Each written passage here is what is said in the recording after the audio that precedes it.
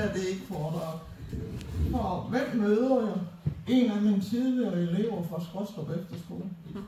En, som har 40 års jubilæum i år. Og skolen den bliver 50. Det fejrer vi på fredag. Så det er lidt sjovt. Og hun er organist her. Så, ja. Skrøstrup Mølle, som blev flyttet til Fyrkat. Og står der. Men det er jo ikke møllen, det er jo udhusen, der blev flyttet der. Nu skal jeg prøve at se, om jeg kan gøre det så godt som muligt. Og vi skulle lige et nummer tilbage.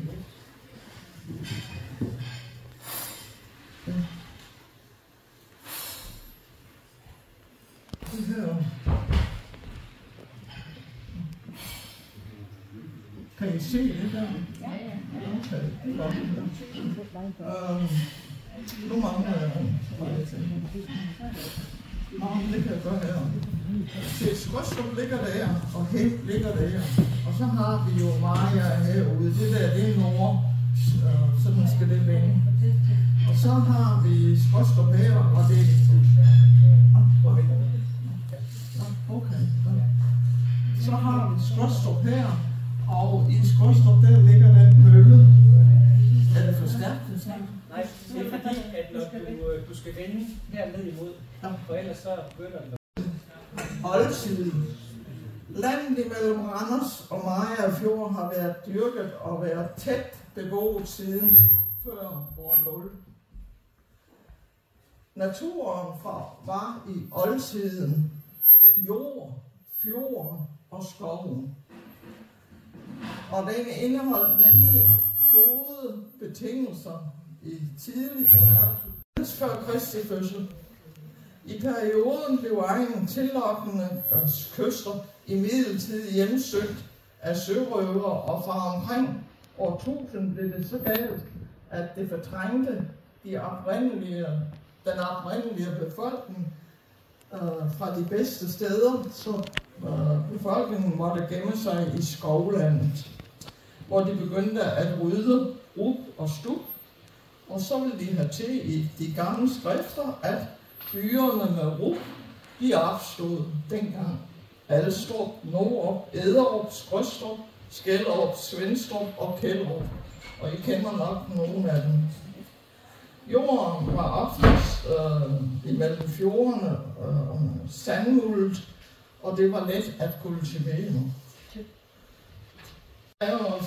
SKRO-6-strøen, altså Skrøstrøen, vil jeg udtale det. Første gang Skrøstrøen er nettet i de skriftlige kilder, er cirka omkring 1334.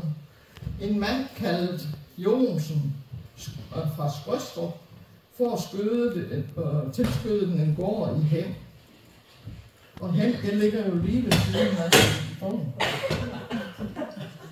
Skrøstrup har vi der, og Hem har vi her. Og så har vi kirken i Hem. Og er vi mellem Randers og hvad? Mariager Fjord ligger her til nord, og Randers Fjord, det ligger her.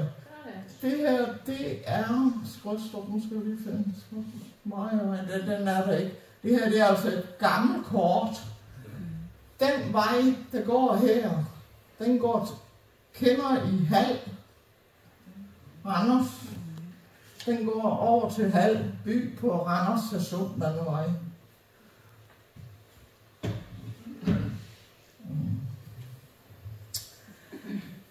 Og så var der en, jeg kom til, at ham Anders Jonsen, han fik tilskødet en gård i Hem. Der findes i 1300-tallet et andet navn på et dokument, der er udstedt i 1334, som fortæller. Nej, ikke hele tiden. Jeg oplyste på et tidspunkt, hvor jeg holdt det her foredrag omkring 2010, at Anders Jonsen og Anders Jensen, det skulle være samme person. Så gik jeg hjem og så i de der papirer, som vi kan finde fra gamle tid. Og da de har to forskellige navne, og den ene bor i Hem, og den anden bor i Skrøstrup, så mener jeg ikke, det kan være den samme person. Det er to forskellige personer, hvor Anders Jonsen, han bor i Hem, og Anders Jensen, han bor i Skrydstrup. Skrydstrup nævnes også i en papir sammen med Trusholm, og det gør den, fordi den har... Skrydstrup nævnes i 1579. Skrydstrup nævnes i 1579 ved et mageskifte på Trusholm. Trusholm fik 2 gårde fra Hem og en lidenlund, som kaldes Hemlund. Skrydstrup har så langt tilbage, det kan påvises, hørt til Hem sogn, hvor kirke og præstegård lå. Nabosogn, Sem sogn, har været et annexsogn til Hem sogn. Og jeg mener, at annexsogn, det betyder, at det er nogle bygninger, der ligger, som hører til et andet sted. Det vil altså sige, at de hører til hovedsognet. Og i 1684 til 1803, der var både Hem og Sem sogn, der havde de hørt under Mariager sogn. Og sognekapellanen, han blev bosat i Hem sogn. Så lidt historisk tilbageblik. Og så kan vi godt få den næste billede. Ja. Her ser I Skrydstrup Mølle med stuehuset til syd, møllen, vandhjulet der, og udhusen, det er dem, der er blevet flyttet til Fyrkat, de ligger der. Det hus der, det var de ved at snakke om sidste år, at det skulle opføres ude på Fyrkat. Men det er det ikke blevet endnu. Og her kan I se dammen.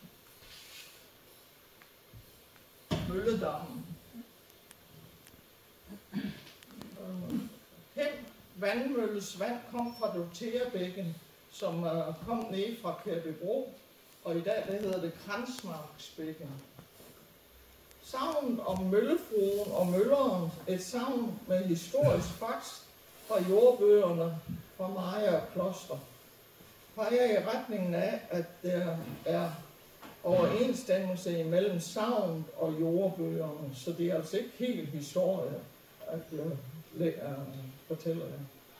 Møllen, der blev flyttet til Skrydstrup efter 1672, og først blev møllen flyttet på engen nordøst fra gården her. Og det var altså sige et sted herude. Der var den der eng, den fortsat herude. Og der lå den i en bilår, vandmøllen. Hvorfor blev møllen flyttet til Skrydstrup? Altså fra Kransmarksbækken. Ja, skærtorsdag i 1672 var mølleren Søren Christensen og hans kone Dorthea ved at klæde sig om til at skulle i kirke. Men forinden skulle der noget korn fordales. Under omklædningen løber kværnen tom, og Dorthea, der ikke er færdig med at klæde sig om, løber ud til møllen med sit lange udslagende hår, og hun blev klædt ihjel. Så hun fortæller en videre, at mølleren tog sig hendes død meget nær, og han opgav sin møllevirksomhed. Møllen blev nedlagt, og derfor flyttet herhen øst for Skrydstrup Mølle.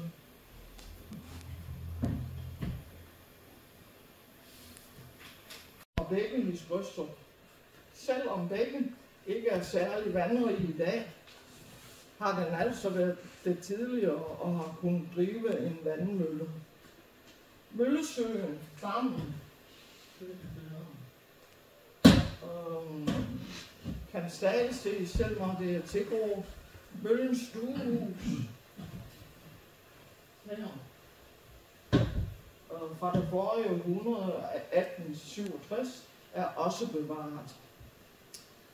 Skrydstrup Møllegård var en trelænget fløj, adskilt med en smal, altså her imellem den trelængede gård og så stuehuset. Det var sådan en smal, de kalder det slip i gamle dage. Og så var møllehjulet her, placeret her, dengang møllen blev opgivet herude østpå. Det kommer vi til. Stuehuset blev opført i 1867, og jeg blev fortalt af min mand, Viggo, og hans far, Peter Hasson, at stuehuset er flyttet fra Huskens gård, hed det, og derefter bygget oven på den nuværende kælder i Skostrup. Så det vil altså sige, at der ligger en kælder herunder, og så er stuehuset derfra hen, den er blevet flyttet, eller det er blevet flyttet fra hen, og så her til Skostrup. Og vinduerne i den trefløjede gård, det kan vi ikke se her. Vi skal lige ned og jeg tror, jeg har billedet lidt længere med. Lige nummer længere. Nummer 2. Og nummer 2. Og nummer 2.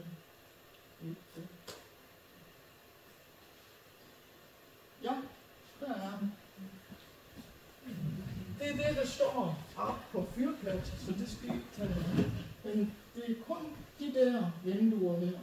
Og de vinduer her, de er, og luftventiler, de er, har været der, og ganske få herovre. Det er ikke så mange, som der er ude på fyrkat i dag. Men de var på Skostrup Mølle, og det er jo det, der gjorde, at folk inde på Nationalmuseet og Mølleudvalget, de blev interesseret i husen. Og det var omkring 1867. Den trefløje, de 3 fløje, der ligger her, der altså på Skostrup Mølle, har jeg fået fortalt fra Viggo og hans far, at de var blevet flyttet fra hem. Det har jeg været inde på. Det var de der vinduer, vi kom fra. Og det der, det er, jeg kaldte det præsterkammer, dengang jeg blev gift med Viggo. Og i de huller, der var herinde i, der var lufthuller, og det var dem, der gav lys til Skostrup Mølle. Jeg har kun et kæmpe stor maleri, for ellers så ville jeg have lagt det ind, men jeg har kun et kæmpe stor gammel maleri, og det synes jeg, det var lidt for meget at slæbe rundt på. Ellers så har vi ingen billeder af de der præstekammer, som jeg kaldte det. Ja, okay. Og der er blevet fortalt os fra Mølle, fra Nationalmuseet, at de findes på Tusholm, og de findes i Skostrup, og det er de eneste steder imellem Randers og Mariagerfjord, at de er. Om de er andre steder ud over hele landet, det tør jeg ikke sige. Stuehuset blev jo så bygget der i 1867, men der har også tidligere været et stuehus, når vi skal lige. Huset, sådan så det ud i 1965, da jeg blev gift med en mand, så det er mig, der har taget det billede der. Men møllehjulet, det var her i kælderen, under forlængelse af mølleri, der var herude. Og det møllehjul, det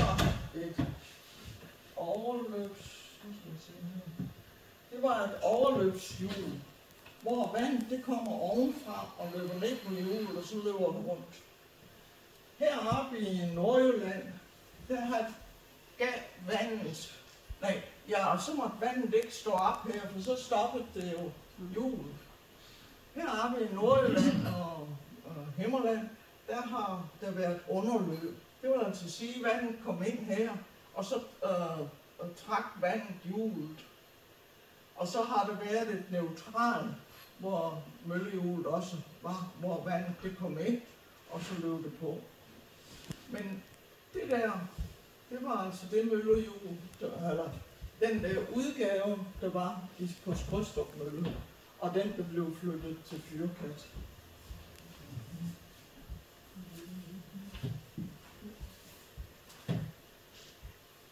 Og i 1800-tallet og frem til, måske lidt frem, knap midten af 1900-tallet, der var mølleren og hans møllekone, der var de sådan nogle status mennesker, der levede i området, som var foregangsfolk for andre. Og jeg kan huske, at jeg er blevet fortalt, at mine svigerforældre de blev gift i 1925, og der begyndte hun at dyrke hvide asparges ude i deres køkkenhave. Så på allerede på det tidspunkt. Hvor har jeg så fundet de der ting, som jeg har fortalt jer? Ja, det har jeg fundet i en bog, som er skrevet af en lokal mand, Søren Vase, som blev folkeskolelærer et sted oppe på Mors eller Thy, det kan jeg ikke lige helt huske. Og bogen den hedder Kælder. Og så har jeg fundet det i Maja og Omegnens Landboforeninger i 1864, altså 100-årsjubilæets bog til 1984. Og så havde jeg nogle familier i Hem. Min moster blev gift med Christian Andersen, og han havde en bror, der hed Karl Andersen. Han blev ingeniør over på sukkerfabrikkeren over på Lolland, og han har også skrevet nogle sider der i den der 100-årsbog fra Maja og Omegnens Landboforeninger. Og så har jeg fundet det i arkivalier fra Maja jordbøger, og så har min fætter, han har så skrevet en bog om min barndom og min slægt, og der står også nogle sider i. Og så i 1963, der skrev Aalborg Stiftstidende en hel del, og der har jeg datoen, så dem kan man se på biblioteket. Og i 1968 til 1970, der var der igen i Aalborg Stiftstidende noget avisudklip, og i 1968, der var det tredje gang. Rostock Møller omkring 1962, og så et spørgsmål i 60'erne, hvornår de var færdige. Ja, hvorfor blev det den trelængede bondegård, der blev opført ved Fyrkat? I 1962 og 63 havde bestyreren på Fyrkat talt med min svigerfar, Peter Hadsund, om der var en mulighed for, at udhusen kunne flyttes op på grunden ved Fyrkat. Og det var på grund af de der hvide præstekraver, ventilhullerne og lys, dem der gav lys ind i stallen. Og som sagt før, så var det kun Tusholm og Skostrup Mølle, der havde de der bygninger. I foråret 67 skrev Viggo og jeg til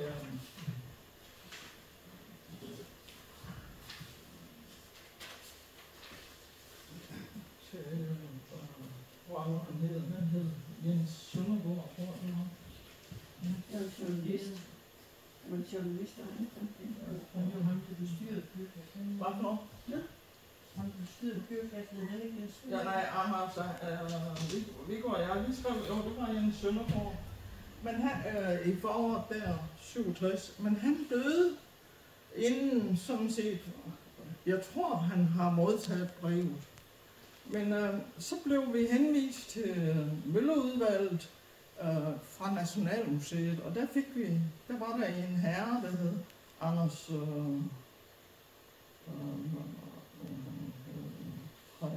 ude de sider med Nationalmuseet, der tog sig af det, og han svarede også i oktober 67, at de gerne ville se Skostrup Mølles udhuse. I 68 fik vi et brev, der samtidig var skrevet i Aalborg Stiftstidende den 18. februar 1968, at Ulstrupgården, der ligger en lille landsby lidt syd for Sønder-Onsel, som hedder Ulstrup, og der var der et udhus, et L-formet udhus, ikke en trefløjet bondegård, en L-formet udhus, som de havde sagt, at de ville have. Men da de så fik brev fra os der i 67, så ombestemte de sig, og da de havde set det, så ombestemte de sig, så det blev den trelængede gård, der skulle flyttes derop. Og Altså, så blev det Skrydstrup Møllegårds bindingsværk, der blev flyttet derop. Så har jeg også læst, at vi skal lige have det, vi skal have en vindmølle.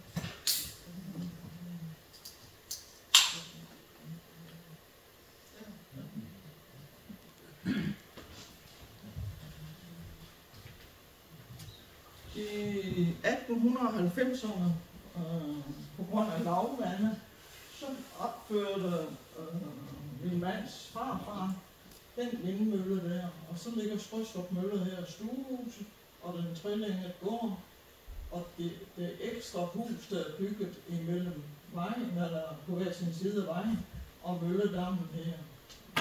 Og det billedet her, det er malet i 1910, og det var sådan en maler, der rejste rundt i 1938 og malet nogle hus efter nogle billeder.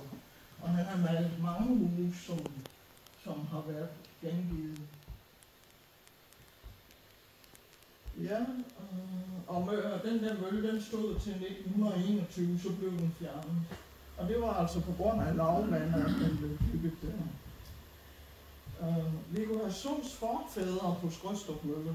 Skrydstrup Mølle er bygget i 1849 til 60'erne, og stuehuset er bygget i 1867 og har tidligere ligget et andet stuehus. Og det blev bygget på grund af lavvandet, eller vindmøllen blev bygget på grund af lavvandet i bækken. I 1800 opfundet. Og han hjalp sin mor fra 1919 til 1924, hvor han så køber og overtager møllegården og driver mølleriet indtil 1948, hvor at der på grund af strøm ikke var så mange, der kom og fik malet korn mere. Der blev der lagt strøm ind næsten i alle landbygninger rundt omkring. Det kan jeg i hvert fald svagt huske. Og Viggo han har overtaget mølleriet i 1964, men han er kun landmand. Han er ikke møller.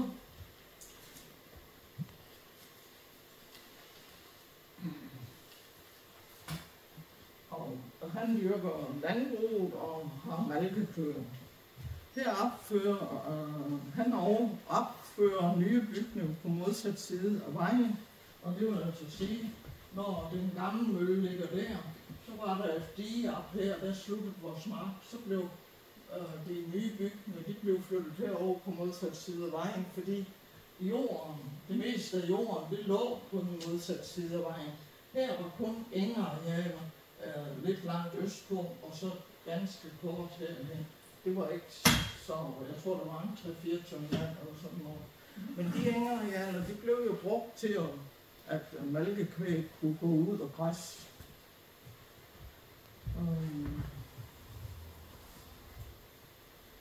Ja, og hvorfor blev det så, at den bondegård, der var opført der, den blev flyttet til Fyrkat?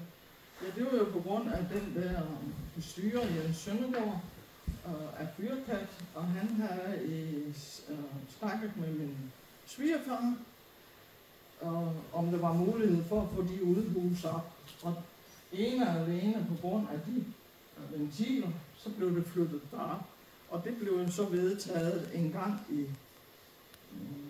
1964, tror jeg det var. Og hvor blev det flyttet til? Ja, det blev flyttet til Fyrkat Mølle. Og Fyrkat Mølle, det ligger ved Umsel Å, umiddelbart sydvest for Hobro by, ved Vikingeborgen. Men på det tidspunkt, der var Vikingeborgen kun en pløjevare. Der var der ikke sådan, som det er i dag, hvor man kan se, hvor de 4 huse, de har været inden for volden. Det var slet ikke. Det var først i 50'erne, at det kom frem. Og møllegården er opført i 1600-tallet, og den tilhørende mølle blev nedrevet i 1919. I 1961 erstattes den af Rys Mølle, der blev flyttet hertil fra Viggerslev på Fyn. Rys Mølle er opført i 1767, altså over på Fyn, og var oprindeligt en kornmølle.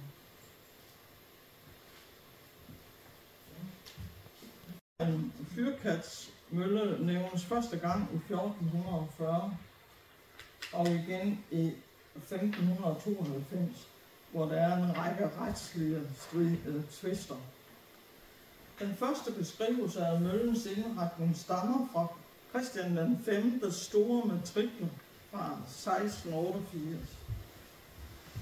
Møllen havde dengang et overflade hjul, og den blev drevet af et væld, som kommer fra bakkeren derude ved Vikingeborg.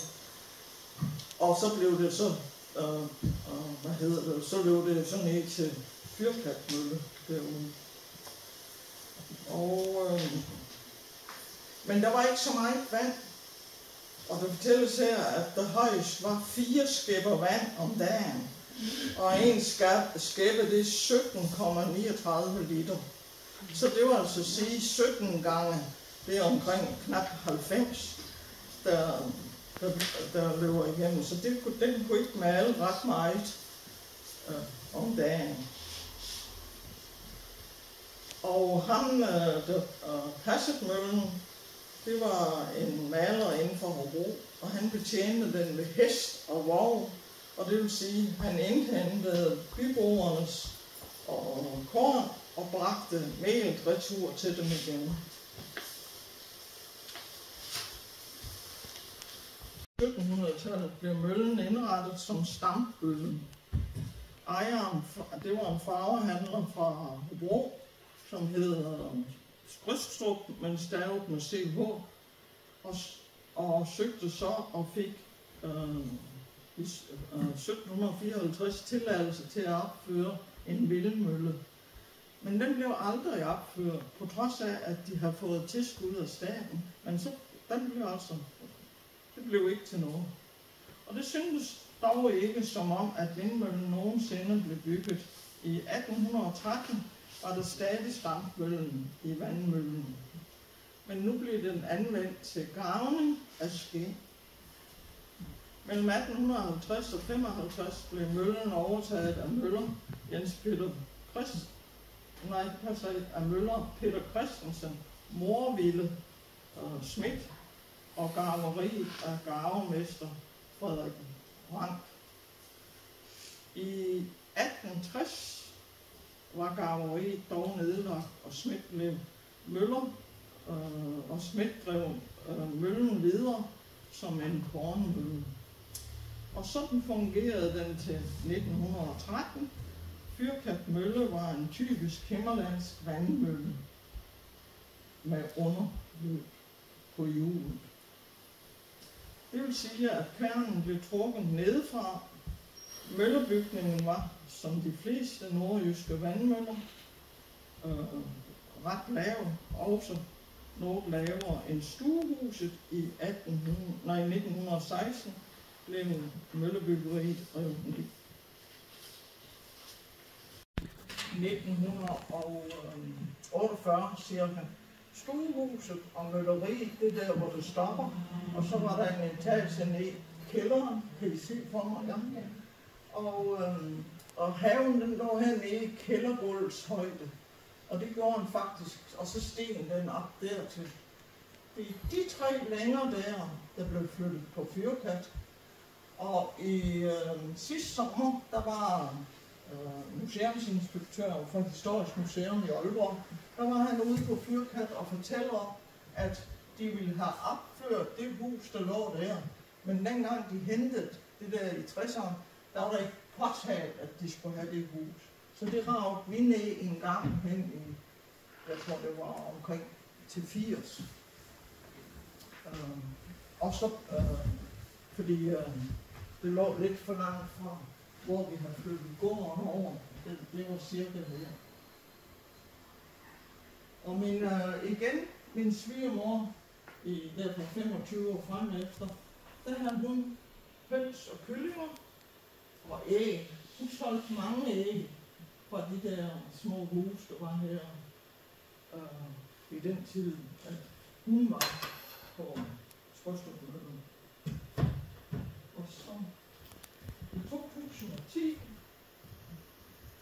dammen, I kan godt se, den er vældig tilgroet her. Men det er altså ikke os, det er dem, der købte gården efter os. Og det stuehus der, det ligger der endnu.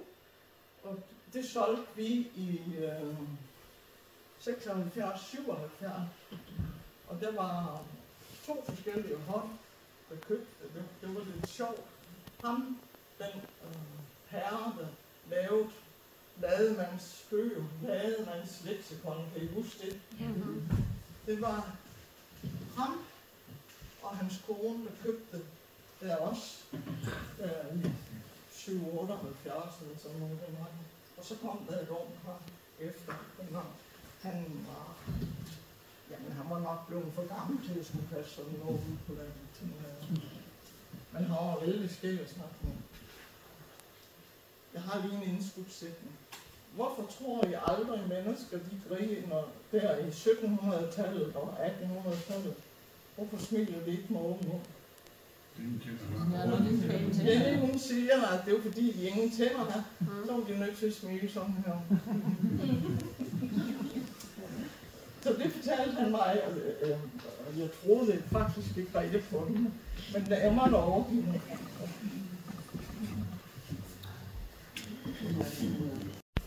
Og det var en typisk Fyns mølle med overløb. Ja, okay. Så har jeg lige lidt historie om fyrkat. I de skriftlige kilder findes der fra vikingetiden og den tidlige middelalder, findes der ingen mølle omtalt af fyrkat, eller noget med sikkerhed, der kan tolkes som henvisning til fyrkat. Navnet fyrkat omtales først i de skriftlige kilder i løbet af 1600-tallet, eller 1600-årene, og det er ikke vikingeborgen fyrkat, der omtales, men derimod vandmøllen fyrkat. Vikingeborgen fyrkat hører vi først om i 1894, da premierløjtnant Daniel Brun besøgte stedet som udsending fra Nationalmuseet. Brun lavede nogle skitser og fortæller om Ringvolden. Og derefter under 2. verdenskrig foretog museumsleder Z.K. Zachariasen Hobro Museum en prøveudgravning på fyrkat. Man gravede 17 små huller, uden at finde tegn på beboelse. Det var sådan, jeg kan huske, de gjorde det hjemme på marken. Der gravede de det med afstand, for at de kunne finde ud af, om der boede nogen. I 1948 omtalte Poul Nørlund en påfaldende overensstemmelse mellem Trelleborg og den overpløjede Ringvold, der lå på et læs i Undsø, Ådal ved Hobro. Dette fik lederen fra Hobro Museum, læge Anders Jensen, til at gå til Nationalmuseum for at få en ny prøveudgravning, der blev sat i gang ved hjælp af Nationalmuseet. Men de manglede midler, så det var kun, det blev Hobro Kommune, der kom til at betale. En ny og mere omfattende prøveudgravning blev under ledelse af Z.K. Zachariasen udført i oktober 1950.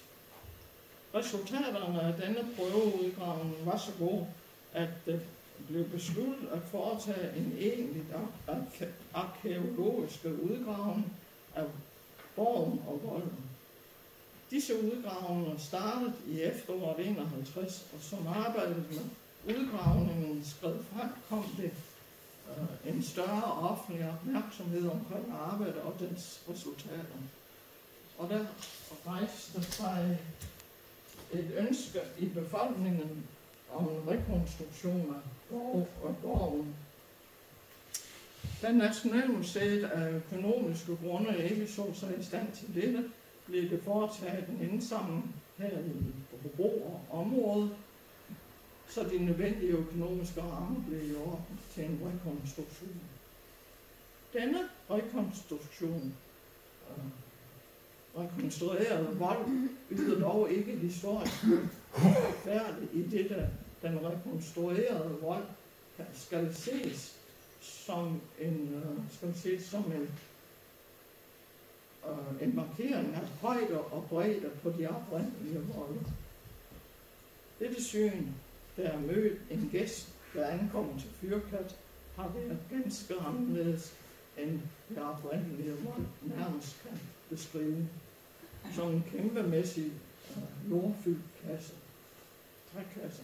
Rekonstrueringen af voldstedet startede i 1954, og det rekonstruerede voldsted blev ved en højtidelighed i 1959 overdraget til nationen af kong Frederik IX, og herefter har det kun været foretaget enkelte udgravninger. I 1982-85 blev der et af borgerhusene, de der 17 borgerhus, blev et af dem rekonstrueret og ligger uden for voldstedet. Lige neden for voldstedet ligger Fyrkat Møllegård, vandmøllen, som efter al sandsynlighed er lagt navn til Fyrkat. Fyrkat Mølle hører vi om i 1592 i den første af en række retslige tvister. I 1916 blev den daværende mølle nedlagt. I 1962 genoptog Nationalmuseet mølledriften på stedet ved at flytte den fynske mølle, som før fortalte, til Fyrkat. I dag rummer Fyrkat, og i dag, det var omkring 90'erne, der rummer de ud over vandmøllen en hyggelig restauration. Det er der nok også nogen af jer, der kan huske. Vi fejrede sølvbryllup deroppe i den restauration, og det er min mands søster og svoger, de har nogle år før også fejret deres sølvbryllup. Hun var jo også født på Skrydstrup-mølle, så det var her jo sådan en, en efterfest. Fyrkat er efterhånden blevet et yndet udflugtssted, både for folk med interesse i vikingetiden, og for folk, som har lyst til at se og nyde naturen deroppe. Og så kan I gå ind og læse noget mere på www.fyrkat.dk. Og det sidste her om historien fra Fyrkat, det har Paul Petersen lagt ud på nettet. Og det har jeg som en afskrift. Det er ikke noget, jeg selv har oplevet. Men jeg synes, I skulle have lidt historier med, som fulgte efter Skrydstrup-mølle. Ja, det var det, som jeg havde. Og så har jeg lige måske lidt billeder her. Der ser vi jo, hvor møllehjulet var, hvor jeg betalte for det sted. Og så kommer det der overløb, som er fynsk, og underløbet, som er nordjysk.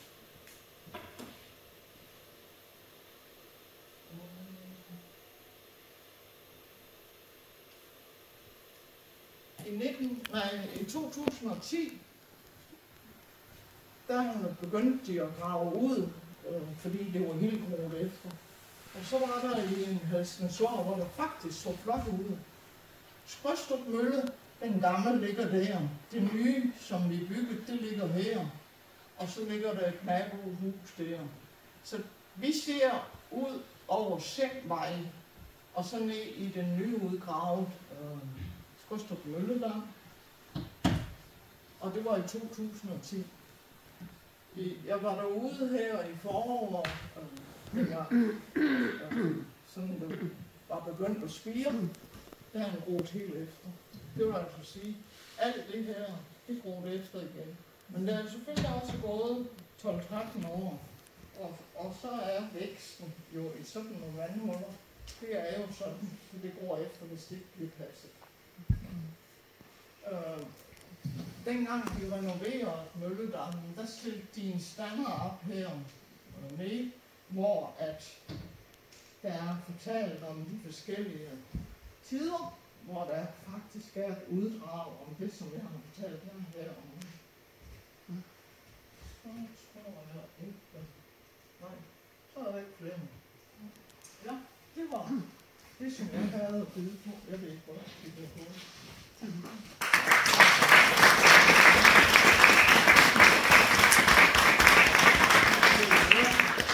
Ja, det var så fint. Jeg kan godt høre, at du er gammel skolelærer. Også selvom du har glemt at få din pegepind med. Så havde vi jo ikke på i løbet af den tid, du har snakket her. Så der kan jo godt være andre, som der er gået på os op for. Men vi skal komme op til Anna. Fordi jeg bruger det, hvis vi skal gøre noget, ja. Så. Så går vi har hinanden. Den 17. og 18. september, så bliver det afgjort lidt i Dubai, og vi kommer på UNESCO's verdensarv. og det håber jeg, vi gør. Vi er så tæt på om nu. Så det... Men jeg skamte mig ikke over det, fordi når det ikke var rigtigt, så man skal ikke gå med en løgn til folk.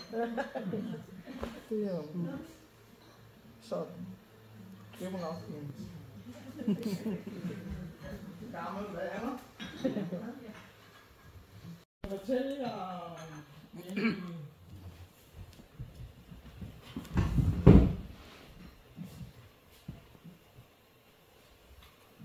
inde i den, nu har jeg det, jo det har den der forstået noget. Herinde i selve gårdspladsen, så var der rustene. Og dengang de mærkede dem, så blev det tegnet op i små kvadrater, og så blev stenen lagt. Så blev stenen taget op i portioner, og så blev de lagt op ved fyrkant. Så kom jeg derop, og nysgerrig som jeg er, så spurgte jeg dem, der var ved at bygge det. Siger en gang, vi har da ikke nummereret de brosten der. Nej, fordi så skal vi jo til at gøre, som det så ud derude. Nej, vi lægger hver pose af de der firkanter ned samlet. Og så gik vi en tur rundt omkring soklen op på fyrkat, hele vejen rundt, og særligt herover. Der sagde min mand, sådan lå de også i Skrydstrup, som han kunne se det der. Husk på, han er vokset op der og boet indtil 1997. Så han kendte det jo. Havde man tegningerne at gå efter de oprindelige tegninger, der har været lavet, eller tegnede man det op, inden man flyttede? Ja, og dem har jeg nogen af, men dem har jeg ikke scannet ned. Så.